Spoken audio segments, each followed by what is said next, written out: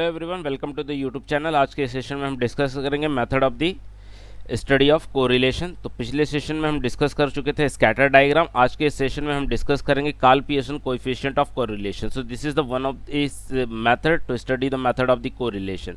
अब scatter diagram की problem ये थी कि स्कैटर डायग्राम में हम सिर्फ nature of the correlation discuss कर सकते थे, नेचर डिस्कस कर सकते थे। हम बता सकते थे कि पॉजिटिव कोरिलेशन चल रही है कि निगेटिव कोरिलेशन चल रही है या नो कोरिलेशन है या कोरिलेशन है ही नहीं। पर लेवल जो लेवल था या डिग्री थी या एक्सटेंट था, ये हम बता नहीं सकते थे यूजिंग द स्कैटर डायग्राम। तो इस प्रॉब्लम को सॉल्व करने के लिए जो नई मेथड डेवलप की गई वो है Karl Pearson coefficient of correlation. तो कोएफिशिएंट ऑफ कोरिलेशन इसको डिनोट किया जाता है स्मॉल आर से। ये क्या करता है, ये हमें एक वैल्यू देता है, न्यूमेरिकल वैल्यू देता है। उस न्यूमेरिकल वैल्यू के बेसिस पे हम डिसाइड करते हैं कि कौन से लेवल की कोरिलेशन है। साथ ही साथ हम उस आर की वैल्यू के जो साइन होती है, पॉजिटिव या निगेटिव जो साइन होती है, उस साइन के ऊपर हम डिसाइड कर देंगे कि पॉजिटिव कोरिलेशन चल रही है कि नेगेटिव कोरिलेशन चल रही है। तो चलिए Karl Pearson coefficient of correlation को डिटेल में समझते हैं। तो Karl Pearson coefficient of correlation is a mathematical method. अब मैथमेटिकल मेथड आप इसको एल्जेब्रिक मेथड भी बोल सकते हैं, in which the numerical representation is applied to the measure the level of relationship between the linearly related variable. तो linearly related variable के बीच में जो लेवल ऑफ द रिलेशनशिप है, लेवल ऑफ द रिलेशनशिप या डिग्री ऑफ द रिलेशनशिप या extent of the relationship, उसको find out किया जाता है using Karl Pearson coefficient of correlation. The coefficient of correlation is expressed by the small R. तो ये इसका नोटेशन है, ये हमें याद रख लेना है। अब एक बात बता देता हूँ आर के रिस्पेक्ट में कि जी आर की वैल्यू होती है, जो आर की वैल्यू होती है वो -1 से लेकर 1 के बीच में होती है, इंक्लूसिव बोथ, या -1 भी आ सकती है या +1 भी आ सकती है। तो आर की फार्मूला क्या है? आर एक एल्जेब्रिक मेथड है और मैथमेटिकल मेथड है, तो इसका एक स्ट्रॉन्ग फार्मूला भी है, एक अरिथमेटिक फार्मूला भी है। तो फार्मूला क्या है? Summation of x minus x bar y minus Y bar और under root of summation of x minus x bar का whole square into under root of y minus Y bar का whole square. तो x bar क्या होता है? यहाँ पर x बार होता है मीन ऑफ x वेरिएबल, जो आपके पास पहला वेरिएबल हो उसका मीन होता है, और y बार क्या होता है? Mean of y variable. अब इसका इंटरप्रिटेशन को लेके बात करते हैं। अगर समझो आपकी कोरिलेशन की वैल्यू अगर पॉजिटिव आती है, मतलब आर की वैल्यू आपकी पॉजिटिव आती है तो पॉजिटिव कोरिलेशन चल रहा है। अगर आर की वैल्यू निगेटिव आती है तो निगेटिव कोरिलेशन चल रहा है।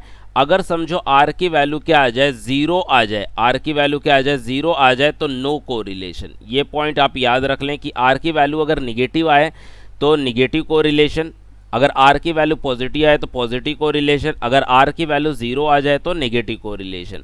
अच्छा, पॉजिटिव आए तो वैल्यू 0 से 1, 0 से ज़्यादा, ओके, ग्रेटर देन 0 और लेस देन इक्वल टू 1 आ सकती है। तो लेस देन इक्वल टू 1 आ सकती है, आर से 0 से ज़्यादा आ सकती है। तो अगर 0.01 से लेके 0.1 तक अगर आर की वैल्यू आती है तो उसको बोलते हैं वेरी वीक एग्रीमेंट, यानी वेरी वीक रिलेशनशिप। अगर 0.20 से लेके 0.39 तक आती है तो वीक एग्रीमेंट। 0.40 से 0.59 आता है तो मॉडरेट एग्रीमेंट, और 0.60 से 0.79 तो स्ट्रॉन्ग एग्रीमेंट। अगर 0.80 से लेके 1 तक आती है तो वेरी स्ट्रॉन्ग एग्रीमेंट। सेम ऐसे ही बात होती है नेगेटिव के लिए, -0.01 से -0.19 तो वेरी वीक डिसएग्रीमेंट। देन -0.20 से -0.39 वीक डिसएग्रीमेंट। देन -0.40 से -0.59 मॉडरेट डिसएग्रीमेंट। -0.60 से लेके -0.79 स्ट्रॉन्ग डिसएग्रीमेंट। एंड -0.80 से लेके -1.0 वेरी स्ट्रॉन्ग डिसएग्रीमेंट। तो ये इंटरप्रिटेशन टेबल है, हमें याद रख लेनी है। क्या होता है, कभी कभी क्वेश्चन पूछा जाता है find out the value of coefficient of the correlation and comment on it या इंटरप्रेट इट। ओके, तो इंटरप्रिटेशन आपको याद आनी चाहिए कि आर की वैल्यू अगर जिस रेंज में आती है तो उस रेंज के अकॉर्डिंग मॉडरेट एग्रीमेंट है कि वीक एग्रीमेंट है कि स्ट्रॉन्ग या वेरी स्ट्रॉन्ग एग्रीमेंट है, ये हमें डिसाइड करना पड़ेगा। तो चलिए वही एग्जांपल लेते हैं जो हमने स्कैटर डायग्राम में लिया था। ऑटो सेल्स का एग्जांपल क्या है, number of the TV ads. तो नंबर ऑफ टीवी एड्स इसको हम क्या करते हैं, एक्स वेरिएबल सपोज करते हैं, और number of the car sold इसको हम वाई वेरिएबल सपोज करते हैं। तो अब x की वैल्यू दी है और y की वैल्यू दी है, मतलब दो वेरिएबल की वैल्यू दी है, इनके बीच में कौन से टाइप की रिलेशनशिप है ये हम इस्टेब्लिश करना शुरू करेंगे। तो चलिए अब यहाँ पर देखिए हमारे पास वैल्यूज़ आ चुकी हैं।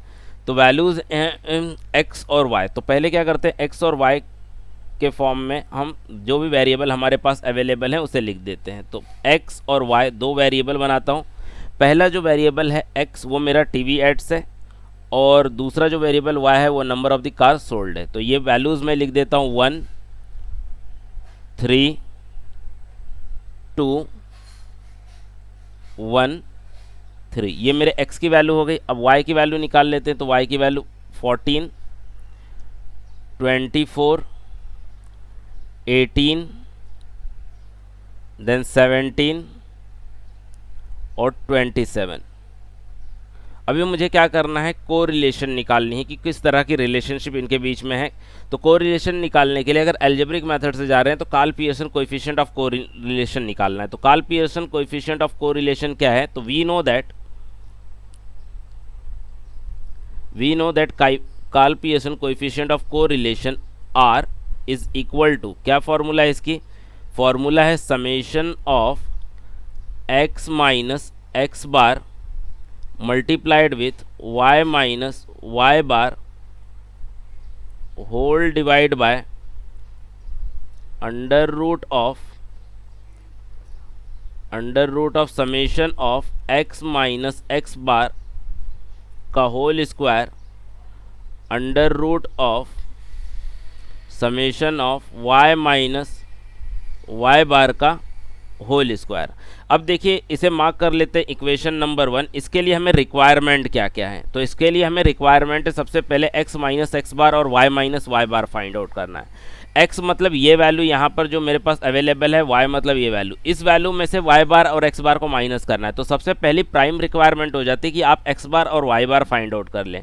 तो x बार का फॉर्मूला क्या होता है, तो x बार क्या होता है, x bar equal to summation x divide by n।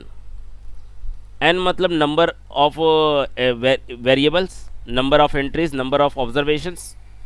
तो नंबर ऑफ ऑब्जर्वेशंस कितने हैं हमारे x के लिए, 1 2 3 4 5 ऑब्जर्वेशन। और समेशन x क्या होता है, ये जो x है x वेरिएबल उसके सारे ऑब्जर्वेशन की वैल्यू। तो x के सारे ऑब्जर्वेशन को हम क्या कर लेते हैं, ऐड अप कर लेते हैं। तो हमने ऐड कर दिया तो हमें x के सारे ऑब्जर्वेशंस की वैल्यू 3 + 1 4 4 + 2 6 6 + 1 7 7 + 3 10। तो समेशन x आ गया हमारा। तो यहाँ पर हम जब x बार निकालेंगे तो यहाँ पर हम लिख देंगे equal to 10 divide by number of observation 5। तो finally we get x bar as a 2। अब इसी तरह से हम y बार भी निकालेंगे। तो y बार का फॉर्मूला क्या होता है, y bar equal to summation of y divide by n। तो अब समेशन ऑफ y मतलब y के सारे सीरीज की एडिशन करनी है आपको। तो समेशन y ऐड कर देंगे, 4 + 4 8 8 + 4 16 4 + 4 8 8 + 8 16 16 and 7। तो 16 4 20 23 23 and 7 30 0 and 3 3 + 1 4 4 + 2 6 6 + 7 8 8 and 2 10 100 हो गया। तो ये वैल्यू कितनी आ गई हमारी, 100 आ गई। तो 100 डिवाइड बाई 5, 100 डिवाइड बाई 5 हमें y बार की वैल्यू मिल जाएगी 20।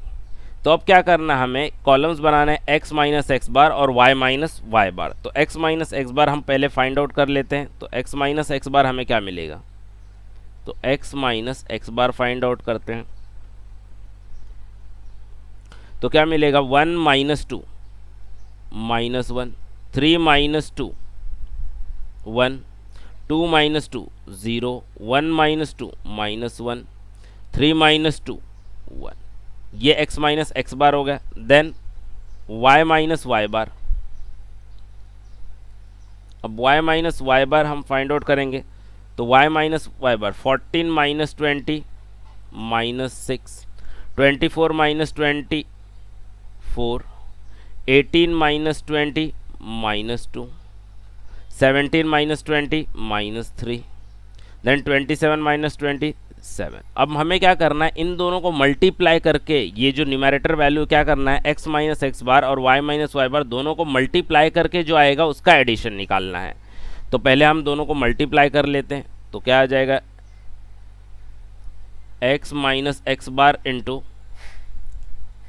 वाई माइनस वाई बार। तो चलिए अब इन दोनों का मल्टीप्लिकेशन कर लेते हैं। तो multiplication -1 into -6 +6, 1 into 4 4, 0 into -2 0, -1 into 3 3, 1 into 7 7। अब हमें क्या करना है, इसकी एडिशन ले लेनी है। तो इसकी एडिशन कितनी आ जाएगी, it is the summation of x minus x bar into Y minus Y bar. Then अब एडिशन कर लेते हैं, 6 + 4 10 एंड 3 + 7 10, 10 + 10 20। तो हमारी ये वैल्यू कितनी आ गई, 20। मतलब हमारा न्यूमैरेटर तो सॉल्व हो गया। अब डिनोमिनेटर में क्या है, x माइनस एक्स बार का स्क्वायर लेके उसका रूट निकालना है। एक बार हम स्क्वायर निकाल ले और उसका समेशन कर ले तो रूट उसके बाद निकाल लेंगे। तो यहाँ पर क्या आ जाएगा, अब एक और नया हेडर हमें यहाँ पर बनाना पड़ेगा, x माइनस एक्स बार का whole square.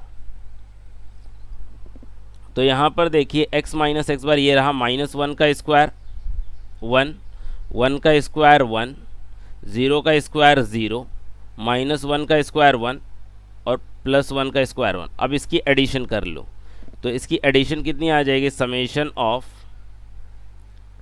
x minus x bar का होल स्क्वायर कितना आ जाएगा, 4 आ जाएगा। तो चलो ये तो हमारा हो गया पॉइंट। देन हमें क्या चाहिए, y माइनस वाई बार का भी स्क्वायर चाहिए, बाद में उसका रूट। तो पहले स्क्वायर निकाल लेते हैं, रूट का बाद में देखेंगे। तो y माइनस वाई बार का होल स्क्वायर निकाल लेते हैं। तो अब स्क्वायर क्या आएगा, y माइनस वाई, पहले वैल्यू है 36, 6 का स्क्वायर, 4 का स्क्वायर 16, देन -2 का स्क्वायर 4, 3 का स्क्वायर 9 एंड 7 का स्क्वायर 49। अब हमें क्या करनी है, इसकी एडिशन करनी है। तो चलिए इसकी एडिशन भी कर लेते हैं। Summation of y minus Y bar का होल स्क्वायर कितना है, 6 + 6 12, 12 + 4 16, 16 + 9 25, 25 + 5 30 एंड 30 एंड 4 34। तो 4 यहाँ पर 3 3 3 6 7 7 एंड 4 7 एंड 4 हो गया आपका 11। जैसे एक बार और क्रॉस वेरीफाई कर लेते हैं, 6 + 12, 12 + 4 16, 16 + 9 25, 25 एंड 5 30 34 4 3 3 3 6 6 7 7 एंड 4 11 114 आ गया हमारा। ओके, तो summation of y minus Y bar का होल स्क्वायर 114 आ गया। अब सारी चीज़ें लगभग हमें मिल चुकी हैं। तो यहाँ पर हम लिखेंगे from equation 1, from equation 1 and above table, and above table. तो टेबल और इक्वेशन 1 से मुझे क्या मिलता है, मुझे r की वैल्यू मिलेगी r equal to summation of, पहले न्यूमैरेटर कितना आ गया मेरा, 20 आ गया, divide by under root of x minus x bar का होल स्क्वायर 4 आ गया, और अंडर रूट ऑफ 114 आ गया। तो अभी हमें पता है यहाँ पर 20 तो ठीक है।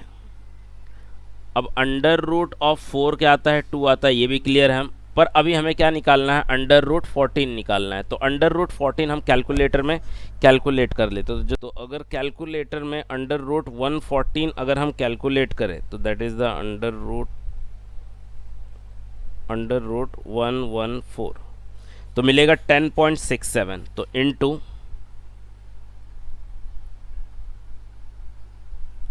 10.67, तो 20 है। आप क्या करें, 2 को 10.67 से मल्टीप्लाई कर दें तो मिलेगा 21.35। अब 20 को डिवाइड करना है, 20 को डिवाइड करना है हमें 20 डिवाइड बाय 21.35, अगर 20 को 21.35 से डिवाइड करेंगे तो क्या मिलेगा, 20 डिवाइड बाय 21.35, तो वैल्यू मिलेगी हमें 0.93। तो एट लास्ट हमें जो R की वैल्यू मिलती है, R की वैल्यू मिलती है 0.93, मतलब ये हमें क्या मिल रहा है, strong, very strong agreement. Okay, positive R क्या आ रहा है, पॉजिटिव आ रहा है, और पॉजिटिव आने के साथ साथ वैल्यू 0.93 है, तो हमें क्या मिल रहा है, एक स्ट्रॉन्ग एग्रीमेंट मिल रहा है। ये हमारी क्या हो जाएगी, इंटरप्रिटेशन हो जाएंगी। सो ये एक ईजी सा न्यूमेरिकल था, किसके ऊपर, रिलेशनशिप इस्टेब्लिश के ऊपर। आने वाले वीडियोस में हम और भी न्यूमेरिकल डिस्कस करेंगे, कॉल्पिएशन कोएफिशिएंट ऑफ कोरिलेशन के ऊपर। Thank you.